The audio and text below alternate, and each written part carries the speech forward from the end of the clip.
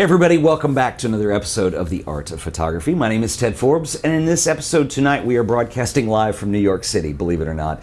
It's probably not live as you're probably watching this, but it's live as I'm making it, if that makes any sense. But basically, if you haven't seen the last episode, I wanted to do a small series of shows here because I had a big project that I've been working on in New York that wrapped up today. And I wanted to chronicle some of that, and I wanted to talk about what goes into it, some of the thoughts behind it, and share this with you. And a lot of times when I do projects, you have non-disclosure agreements. You're not really allowed to talk about the project when it's going on. And this project is a little different, and I am allowed to talk about it. So I thought it would be a great thing to kind of chronicle a little bit on the show. Now, the downside to this is that when you're actually working, you have very little time to actually capture behind the scenes. So what I have done is when we weren't shooting, I have done some B-roll and some other video that we could talk about, just because that's really all you have time for. So I know it's not perfect, but hopefully this will give you a little bit of behind the scenes and an insight into, when you're working on a project like this, how it goes and what goes on. So anyway, if you haven't seen the last episode, that was part one, and I did that back in Dallas right before I left. Tonight, I'm coming off of 3 days of shooting. And the project, if you haven't seen the last show or you're still unclear about what it is, my day job, I work for an art museum. And we are producing a video project and a set of stills that are going to go along with an exhibition of Islamic art that we have coming to the museum. And I have the complete honor and privilege of working with a curator who is an expert in Islamic art, and her name is Sabiha Al-Khamir, and she has just been a complete delight and joy to work with. And one of the upsides to what it is that I do and the kinds of projects that I work on is I tend to work on a lot of art-based projects, which obviously comes with the territory of an art museum. And I think one of the most enjoyable things out of that is just the kind of people you get to work with. Sabiha is one of those people who's absolutely brilliant in what she does. And I want to share a little bit of this with you. Now, she is a curator, so she's going to bring an art perspective along with a lot of this, the project we're working on and a lot of the job. And so what we are creating is, for the video component, which is what we've been working on, we are doing a series of videos that will play in the exhibition as you walk in that give you an introduction to the Islamic art that you're about to see. Now, this is going on in Dallas, Texas, which is where I live.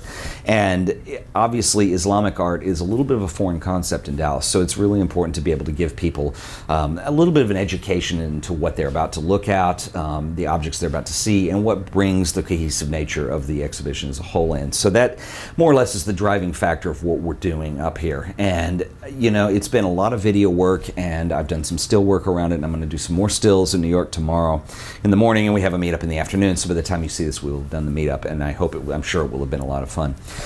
So anyway, I want to talk about that, and I want to talk about when you're shooting, some of the things you want to keep in mind for those of you who are photographers, which I assume if you're watching this show you probably are, and some of the things that went right and what you can kind of go by, and just talk about this project a little bit. So that's what we're going to do today in this show. And again, I have kind of created a makeshift studio out of a hotel room here, and I noticed that there's not a lot of traffic on 9th Avenue behind me, but anyway, it is New York, and I'm trying to have a little bit of fun with that. So without further ado, we're going to get in and get moving with this. So here we go. Okay, so the impetus for actually coming to New York to film this was mainly out of convenience. The curator that I'm working with, Sabiha, lives in New York, and so for her, it was really, when you get into doing an exhibition, particularly if you're a curator, once she's in Dallas and we start setting up for that, our time is really tight. So it was really easy just to book 3 days off, come up to New York. If you watched the last episode, you saw the setup I brought, which is very minimal. And I think one of the interesting things about this, and I talk in terms of how my career has gone, and being able to be adept enough to do both stills and video, I think is really important. Now, I haven't talked a lot about video work on this show.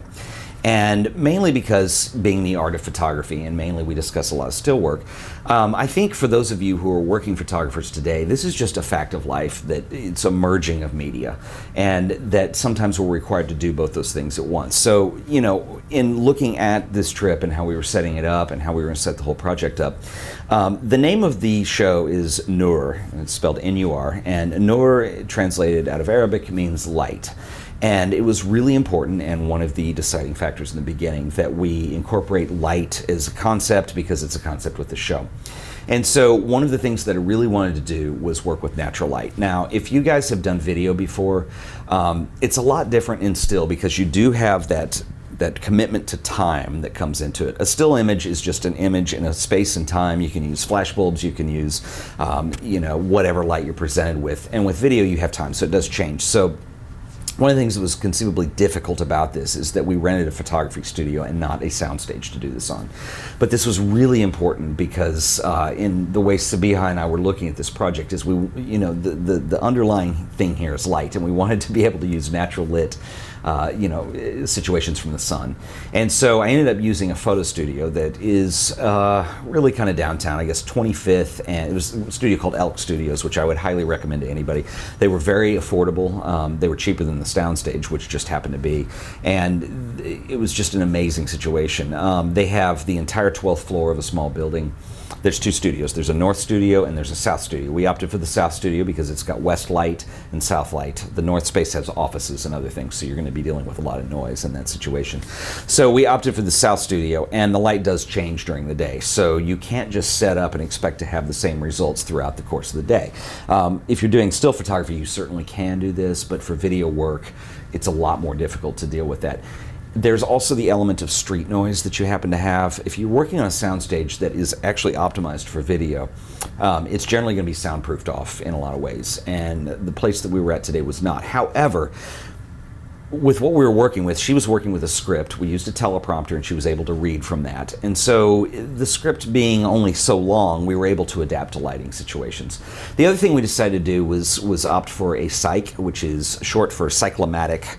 And basically what it is, and I'll roll some B-roll over the top here, but if you look at the studio, what we've got is essentially just this big white wall that has to be repainted on occasion. But this is really typical procedure for working when you want a white background on something, particularly if you're shooting still images of people or portraits where you're using full-length images and whatnot of a person. You have their feet and whatever. And it makes it easy to Photoshop things out if you are going to go into a lot of post-production. And we're not. We're just doing video on something like this.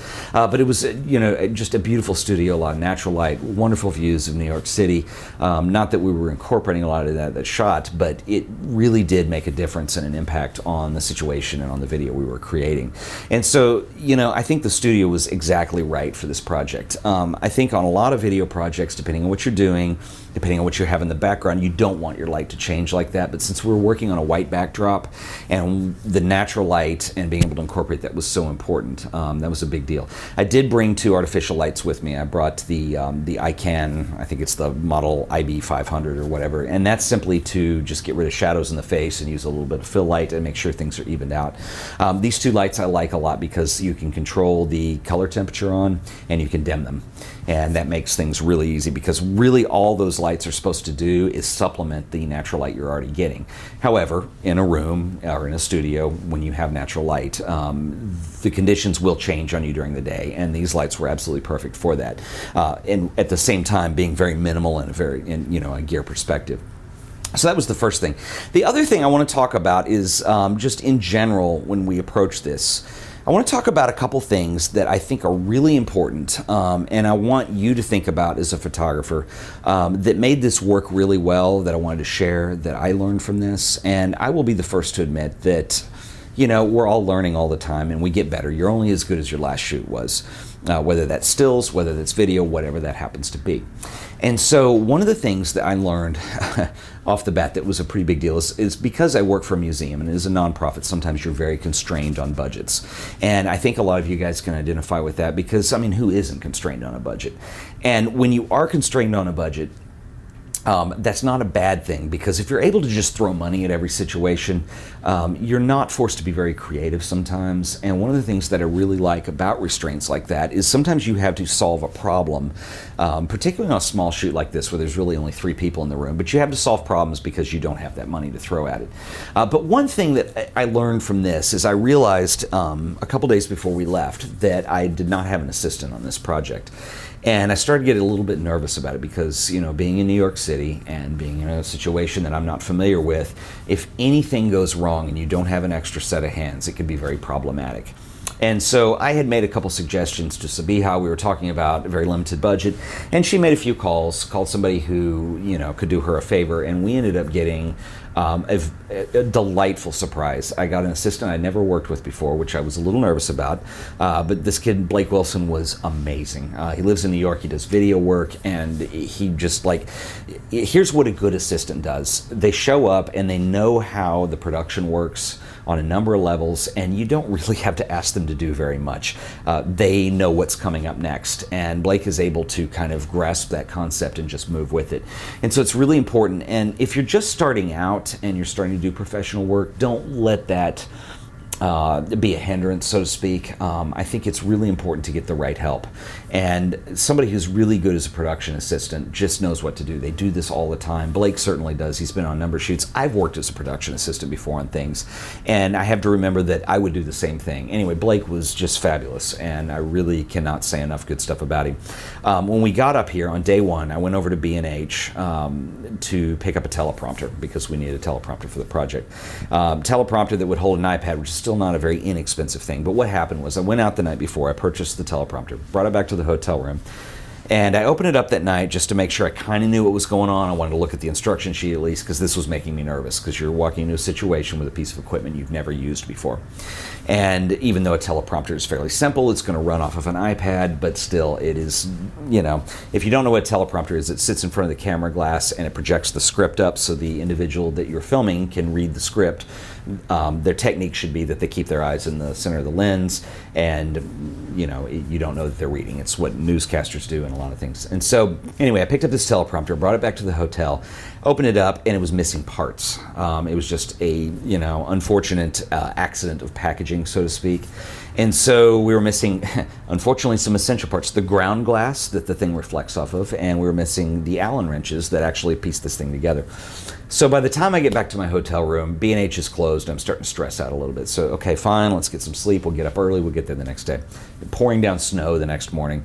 I make it over to the studio. I got there early, and I usually like to get there an hour early just to make any arrangements that need to be made before anybody shows up. So I went ahead and was able to set up a lot of my lights and my stuff, and then Blake showed up. And I said, I have an important errand for you to run. Anyway, my point being is you have somebody who understands photography and understands equipment. He was able to, while I was able to continue setting up and meet Sabiha, he went back over to B&H, was able to make the exchange. We had to deal with him on the phone a little bit to make sure they knew he was coming and representing me. And B&H couldn't have been cooler about the deal. B&H, if you're not familiar, is the camera mothership in New York City. And I've shopped with B&H online for years, and when I come to New York, I usually go over there just at least to have a look around, and they really are amazing. Their customer service was excellent. And anyway, but having that extra set of hands and somebody who knows how to go to a camera superstore, make an exchange, has done that before, it's saved. I mean, if I hadn't had Blake on the job, it would have ended up costing me a couple hours in time, and you just can't do that. And I say that because when you're working with people, it depends on who you're working with, right? So if you're working with talent that is, or people who are actors or professional people who do voiceovers, it's one thing because they have been on productions enough to know how all that works. When you're working with an art curator, and I do not mean this to be insulting at all, but you're dealing with somebody who just doesn't have a whole lot of professional experience within that. So it's really important that when you're working with people like that, that don't have that experience, that you make it easy on them, that you make things quick, you don't make them sit around, because what'll happen is they'll lose energy or they'll get nervous about something and everything can change. And that's not an insult on them at all, that's just a fact of how it works. And so having that help, being able to send Blake over to do that. And then once he came back, it's like, I mean, I never even had to ask him to move a light. If something's not right, there's a weird shadow, we're both looking at the screen, he just goes up and fixes it. And that is the mark of a real good assistant that's able to do those things. And I really recommend, I am certainly not above doing production assistant work, and I do it every now and then if it's for the right people. And if you've never done that, I highly suggest you get on a job where you can do that and just kind of learn that and learn how to anticipate stuff, because it's all really important to how the shoot works out and how everything works. And just to expand a little bit too, when I was talking about working with non-professional talent, and like I said, I do not mean that for that to be an insult at all, because it's not. Sabiha was excellent. She picked up the technique of reading the teleprompter really quickly. And so there's a lot of things that, just went really naturally well. But it is important that you're able to, when you're on a shoot, whether it's video or still or whatever you're doing, a lot of your job as a photographer is making people feel comfortable. And that is a true skill. And because if the person that I'm working with is not comfortable, none of it's going to work. The shot won't work, and you're just dealing with that. When you're dealing with professional talent, it's a different level that you're working with, and they're going to get the shot right. But when you're working with people who have talent in other areas, it's more difficult to get it going, but that's a real thing you have to be sensitive about. And so a lot of time was spent making sure little things like, hair and makeup, just are they comfortable?